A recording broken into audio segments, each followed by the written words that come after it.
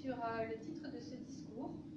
J'ai pensé l'intituler Horizon, parce que l'horizon, c'est les perspectives, le regard tourné vers l'avenir. Et comme on est à la rentrée scolaire, en début d'année Toastmasters, c'était une option de regarder l'avenir et vers où on avance.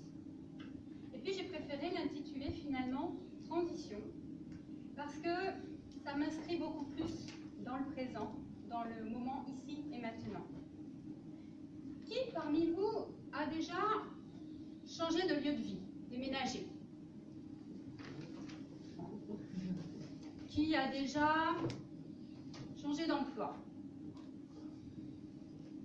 Okay. Qui a déjà changé d'amoureuse, d'amoureux, de conjoint?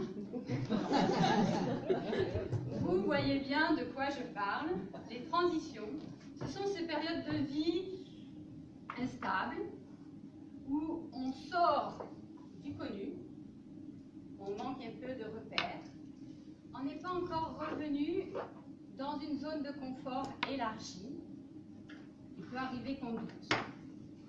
Je suis dans une période de transition et nous sommes tous dans une période de transition ici à Toastmasters. Comme l'a souligné Fabrice et comme en parle régulièrement Irène, nous avons connu le parcours communication et leadership. Ça, c'était Toastmasters, ancienne époque. Et nous connaissons désormais, nous nous inscrivons désormais dans le parcours Pathways depuis un peu plus de 6 mois en France. C'est tout nouveau et on va un petit peu à l'aveuglette. Pour le moment, les deux programmes pédagogiques cohabitent. Personnellement, l'année dernière, c'est vrai, j'ai accompli le parcours communication. J'ai réalisé mes 10 discours. J'ai également validé les critères du parcours leadership. Et puis, je me suis même lancé un petit peu un défi qui était de participer au concours Toastmasters, le concours de discours. J'ai également eu la chance et l'opportunité de faire ma première conférence en public à l'occasion de Toastmasters Unlimited. Donc, en fin d'année dernière, un soulagement. Je m'étais posé vraiment beaucoup de défis l'année dernière. Ça a été une grosse année Toastmasters, beaucoup d'objectifs. Et en fin d'année, bon, et maintenant? Ok. Et à la rentrée, justement, on m'a reposé la question. Moi, j'ai laissé passer l'été, confiante, j'attendais la rentrée. Et quelqu'un m'a dit, bon, ben, maintenant que tu as fait tes 10 discours, pourquoi tu restes à Toastmasters, en fait?